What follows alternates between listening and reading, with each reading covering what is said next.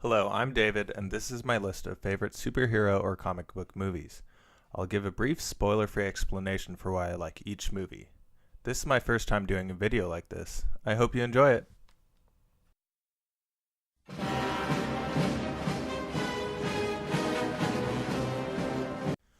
When I decided to put this list in chronological order, I didn't immediately realize that meant that Batman and Robin would be first on my list.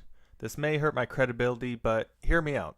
This isn't a list of the best superhero or comic book movies, it's a list of my favorites. Because I know this movie isn't good, but I think it's damn entertaining. It's a case where everything just went wrong, from casting to characterization. It's cheesy, it's filled with terrible puns, and George Clooney has officially apologized for this movie. Quite frankly, it's a colorful feature-length toy commercial, but it's hilarious. I'd recommend watching it with a group of friends and some beer.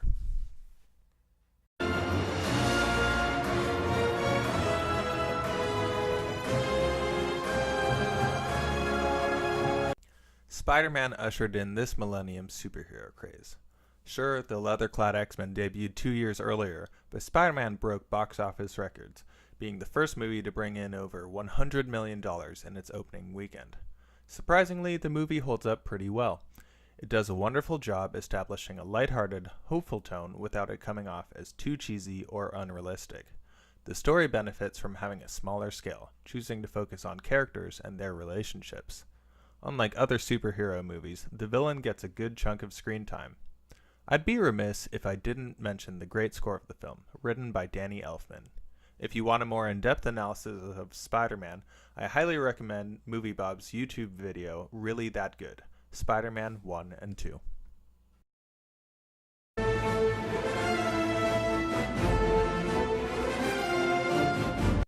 The second X-Men movie has great action, special effects, and an interesting story.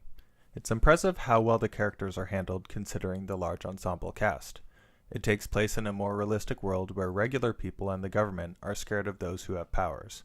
The villain has understandable motives and personal ties to both Wolverine and Professor X, making the story much more mysterious and intimate this time around. If you haven't seen any X-Men movies, I'd recommend starting here. It has some funny moments, but it doesn't shy away from having some darker ones as well.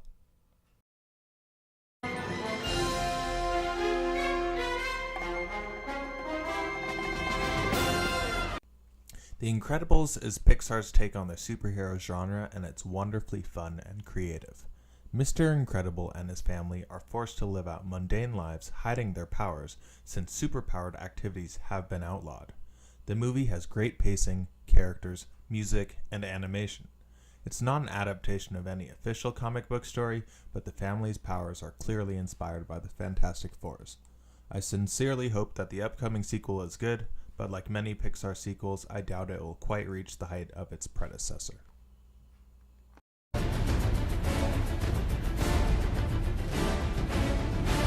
Batman is my favorite superhero.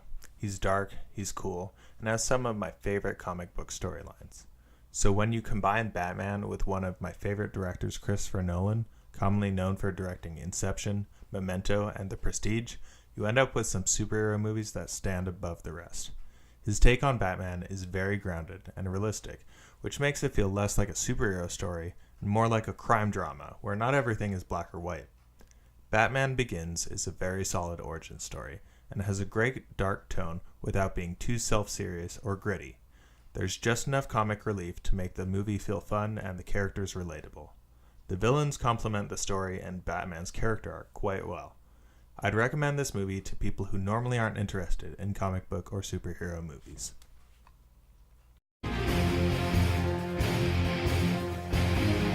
"2008 was a pivotal year for superhero movies, with Iron Man kicking off the Marvel Cinematic Universe, or MCU for short. Robert Downey Jr. was perfectly cast to play the genius billionaire playboy philanthropist Tony Stark. The movie stays surprisingly grounded considering how out there the Marvel movies have become since then. It has good pacing, humor, music, and characters. I have a few nitpicks about the final act of the movie, but overall it's a great ride that set the tone of the MCU without feeling like an advertisement for what's to come.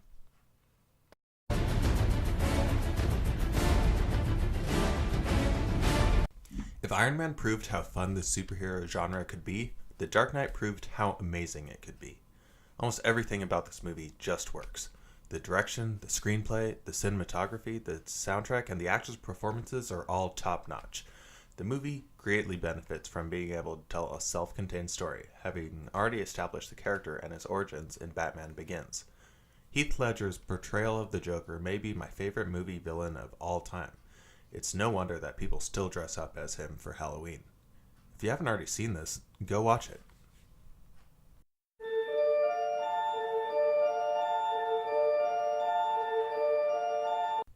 This movie is an adaptation of one of the best-selling graphic novels of all time. It was written to reflect contemporary anxieties and to deconstruct and parody the superhero concept.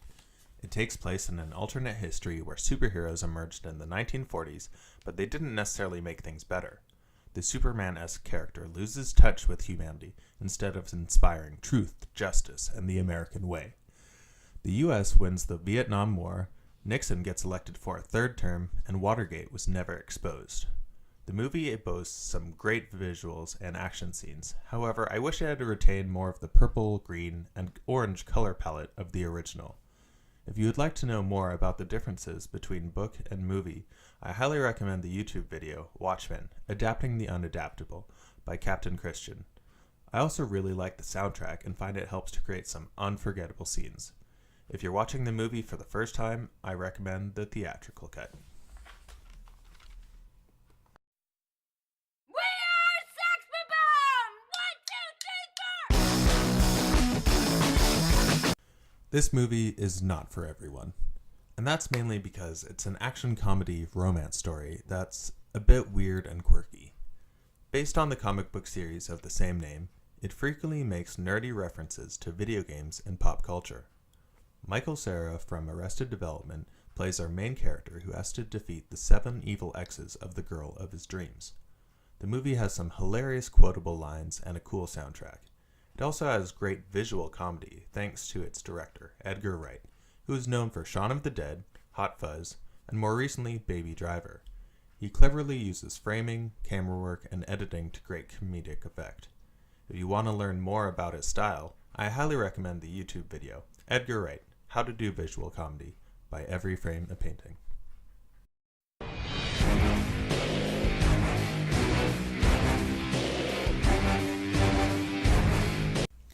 This movie is directed by Matthew Vaughn, a director I really like.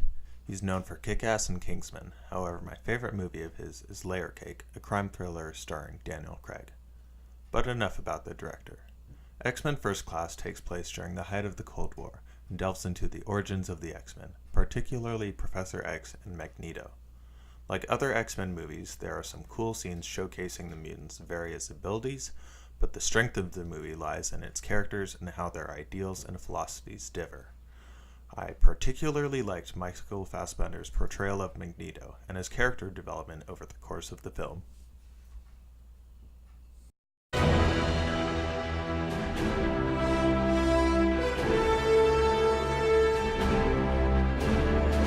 The Avengers is a fun superhero movie that really shows the benefit of creating a cinematic universe. By giving most of the heroes their own movies before the big event, the movie can focus on showing us what it's like when these larger-than-life characters interact with each other. The plot is quite simple, mostly revolving around the formation of the team. It's done in a way that the movie makes sense whether or not you've seen the other films, but is a richer experience if you have. I also give this movie extra points for having a memorable villain and a great score, which is often not the case for Marvel Studios movies. If you're interested in a more in-depth analysis of how music is used in the Marvel Cinematic Universe, I recommend the video, The Marvel Symphonic Universe, by Every Frame a Painting.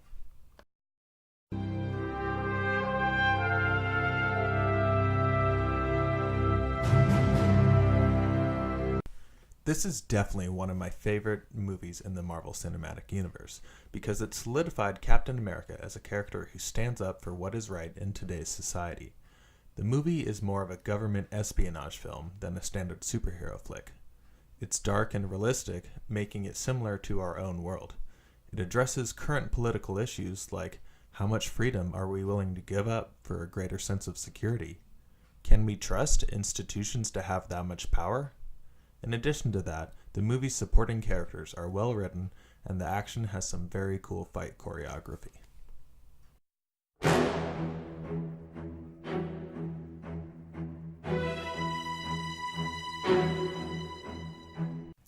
This movie is a parody of James Bond, but it is not a straight-up comedy like Austin Powers. It has witty humor, it's clever, and has some amazing action scenes. One scene in particular has great camera work, following one of our protagonists in a long continuous shot while Freebird plays in the background. Sam Jackson is entertaining as the main villain, and Colin Firth plays the secret agent role quite well.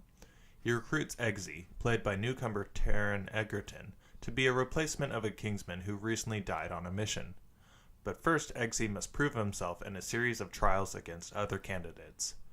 This gives the movie a great sense of pacing and discovery as the audience and main character find out more about the secret organization. Once initiated, it's up to our main character to save the world in typical James Bond fashion.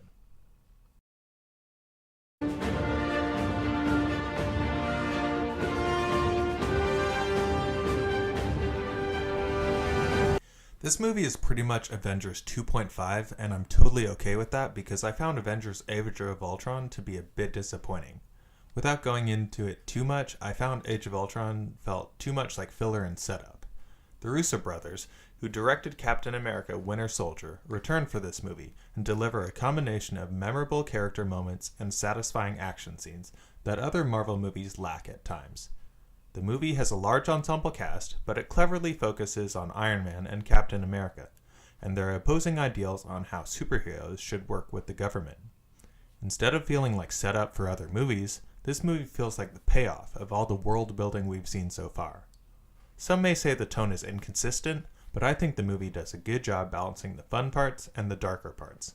I personally can't wait to see how the Russo brothers handle the upcoming Avengers Infinity War.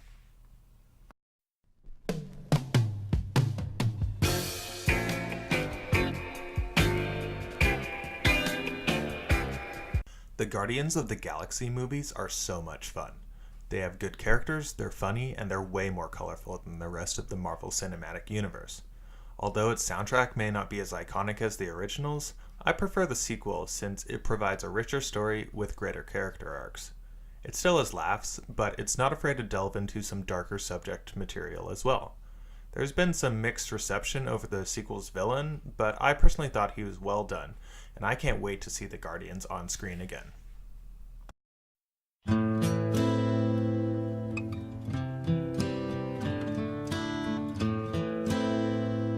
This is the only superhero movie that can hold a candle to The Dark Knight, in my opinion. In some regards, I think it's better than The Dark Knight, especially in terms of fight choreography.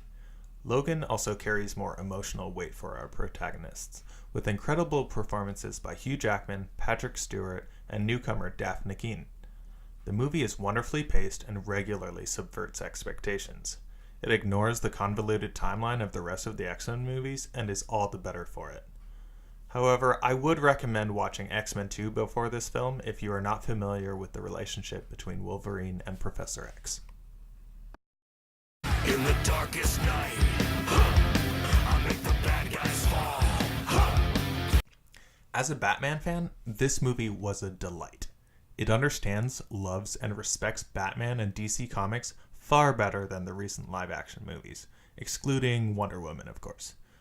The special effects look great, Will Arnett was hilarious as Batman, there's even some good music in there. Overall, great family movie and highly recommended for Batman fans, even though it's made for kids.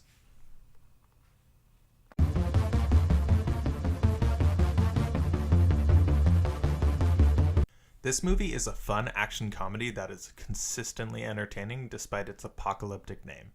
Marvel hired the relatively unknown Taika Waititi to helm this movie, a director who had only worked on comedies and smaller scale projects. It was a risky move, but it paid off.